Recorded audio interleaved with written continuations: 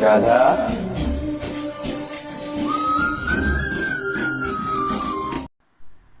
Hello guys, good morning and Radhe Radhe. आज तो भगवान जी की, हमारे कान्हा जी की छठी है।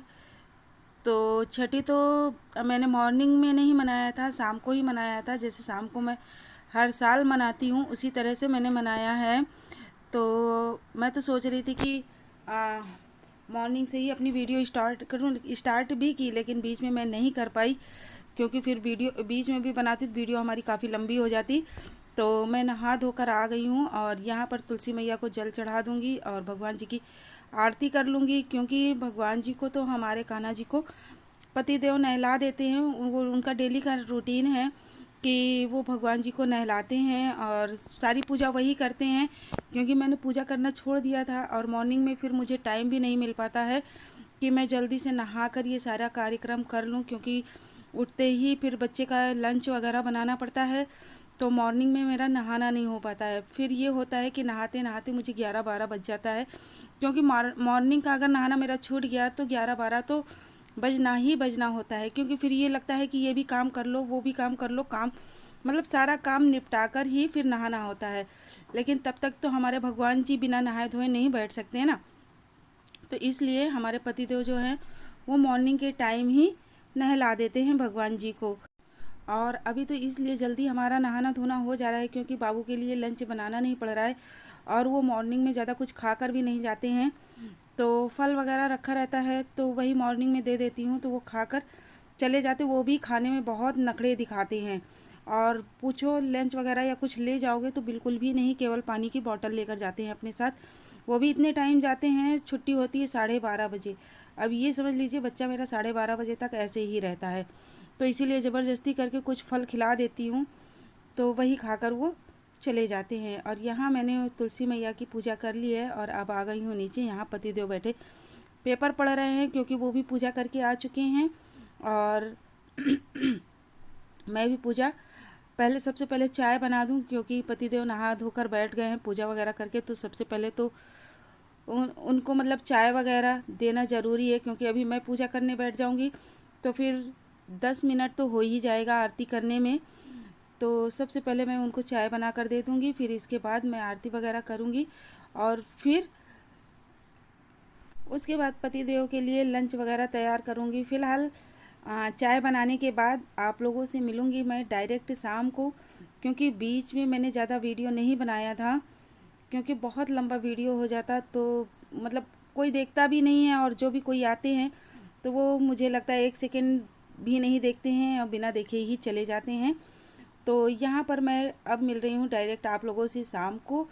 तो शाम को ये समथिंग बज रहा है 4:30। तो मैं खाना की तैयारी कर रही हूँ, क्योंकि जैसा मैंने बताया कि शाम को ही भगवान जी की मैं छठी मनाऊँगी। तो यहाँ पर मैंने कढ़ी चढ़ा दी है। कढ़ी हमारी पक रही है, वो भी पकौड़ी वाली कढ़ी है, एकदम सिंपल सादा है। इसमें कोई लहसुन प्याज वगैरह कुछ भी नहीं है। और एक साइड हमारी पक रही है खीर। और यहाँ पर मैं निकाल लूँगी आटा, क्योंकि आटा भी सानना है, रोटियां सेकनी है। तो यही सारा काम मेरा यहाँ चल रहा है।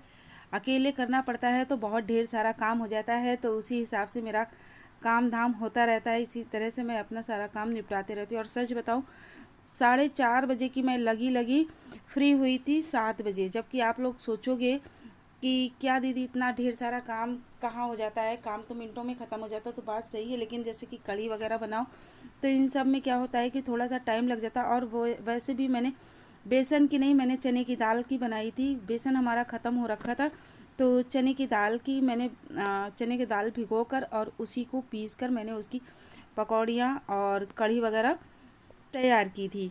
तो ये है हमारी कढ़ी जो अभी पक रही है। अभी उबाल आएगी तो इसमें फिर मैं पकौड़ी वगैरह डाल दूँगी, तो अच्छे से पक जाएगी। और जैसा कि मैंने बताया कि खीर भी मेरी रेडी हो रही है। ये रखी हैं पकौड़ियाँ और ये रखा है आटा जो गूँधने के लिए, और ये बर्तन भी पड़े हुए हैं साफ़ करने के लिए। तो खाना हमारा इस समय बन गया है और शाम के बज रहे हैं 7। तो इसके पहले तो पूजा मैं अकेले कर भी नहीं सकती, तो मैंने सोचा कि 3 कैंडिडेट हैं कम से कम, और लोग शामिल हो जाएं तो ज़्यादा अच्छी बात है। तो पति देव भी आ गए हैं और बेटा भी है, तो सबके साथ मिलकर मैं अपने लड्डू गोपाल को नहला रही हूँ। तो मैं उसी तरह से नहला रही हूँ जिस तरह से मैंने जन्माष्टमी में नहलाया था। यानी दूध है, दही है, शहद है और घी है, जल है, तो ये सारी चीज़ों से मैंने नहलाया था। और तुलसी डालना मैं भूल गई थी, तो बाद में मुझे याद आया तो मैंने तुलसी भी डाली। फिर इसके बाद भगवान जी को नहला कर अब फिर इसके बाद गंगा जल से मैं साफ साफ इनको नहला दूँगी। मेरे बहुत छोटे से लड्डू गोपाल हैं, बिल्कुल छोटे से हैं, जो कि दिखते भी नहीं। अगर छोटा भी कपड़ा पहना दो तो वो उसमें ढक जाते हैं पूरी तरह से, तो कपड़े भी नहीं पहन पाते हैं। तो मैं तो सोच रही हूँ कि मथुरा जाकर एक थोड़ा सा बड़े लड्डू गोपाल लेकर आऊँ। तो प्लीज़ आप लोग ज़्यादा से ज़्यादा वीडियो हमारी शेयर कीजिएगा। तो मैंने तो ये सोच रखा है कि जितनी जल्दी हो सकेगा मैं एक बड़े से लड्डू गोपाल लेकर आऊँगी, जिनका चेहरा मुझे बहुत अच्छे से दिखे। ये बहुत छोटे से हैं, बहुत छोटे से हैं, यानी कि हद से ज़्यादा छोटे हैं ये। तो इनको तो कपड़े वगैरह मैं बिल्कुल भी नहीं पहना पाती हूँ, पहनाती भी हूँ तो वो पूरे कपड़े में ये समझ लीजिए ढक जाते हैं हमारे लड्डू गोपाल। तो जैसे कि सेवा करनी चाहिए मैं नहीं कर पाती हूँ। पहले तो मुझे आता भी नहीं था, मुझे पता भी नहीं था कि लड्डू गोपाल की सेवा भी की जाती है, लेकिन अब मुझे जानकारी हुई है कि लड्डू गोपाल की कैसे सेवा की जाती। तो कोशिश करती हूँ करने की। और यहाँ पर आज छठी है भगवान जी की, तो मैंने काजल भी पार कर लगा दिया है, क्योंकि हमारे यहाँ काजल भी लगाया जाता है। तो चंदन भी लगा दिया है, टीका भी कर दिया है, सब कुछ कर दिया, आरती भी जला ली है। लेकिन अभी भोग का खाना लेकर नहीं आई हूँ, यानी कि अभी भोग थाली लेकर नहीं आई हूँ, तो अभी वो भी मुझे लेने जाना है। और ये पहना दिया अपने लड्डू गोपाल को मुकुट। मुकुट में भी वो ढक जा रहे थे, उनका चेहरा बिल्कुल भी नहीं दिखता है। मैं लाख कोशिश करूं कि आप लोगों को अपने लड्डू गोपाल दिखाऊं, लेकिन नहीं दिखा पाती हूं क्योंकि उनका फेस पूरा पूरा ढक जाता है। और यहाँ पर आ गई मेरे लड्डू गोपाल की भोग की थाली, जिसमें कढ़ी है, पकौड़ी है, चावल है, रोटी है, खीर है। जो मैंने बनाया था वो सारी चीज़ें ले आई, लेकिन फल रखना भूल गई थी, तो फ्रिज में फिर से मैं निकालने गई हूँ फल। और इसको भी धोकर चढ़ा दूँगी। और फिर इसके बाद मैं भगवान जी की आरती कर लूँगी, जिसमें से कि सबसे पहले गणपति भगवान की करूँगी, फिर इसके बाद अपने कान्हा जी की आरती करूँगी। और वाकई में इस समय तो ऐसा मतलब लग रहा है कि वाकई में मैं बता नहीं सकती, अपने आप कुछ एक मतलब अलग सा एकदम फील हो रहा है। मुझे तो यही लग रहा है कि बस मैं अब क्या बताऊँ, मैं तो ज़्यादा कुछ बोल भी नहीं सक रही हूँ, बता भी नहीं पा रही हूँ। बस इन्हीं में मैं खो जाऊँ। और वाकई में इतनी खुशी मुझे अंदर से हो रही है कि बहुत ज़्यादा अच्छा लग रहा है। तो आप लोग मुझे कमेंट करके एक चीज़ ज़रूर बताइए, क्या मथुरा के ही लड्डू गोपाल सही रहते हैं, बताइएगा। ये लग गया है मेरे कान्हा जी का भोग। मैंने शाम को नहीं लगाया था, घर में कोई नहीं था, तो इसलिए अभी मैंने भोग लगाया अपने कान्हा जी को।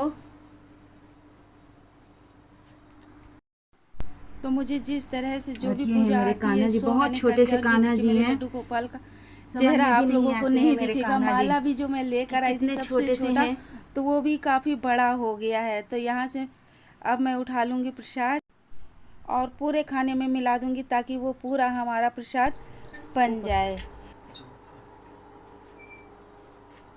और ये आरती मैं ले कर जा रही हूँ छत पर तुलसी मैया के लिए।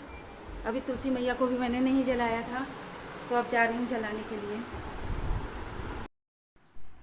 और जो भी कुछ मैंने गलती की हो तो आप लोग कमेंट के द्वारा मुझे बता सकते हैं।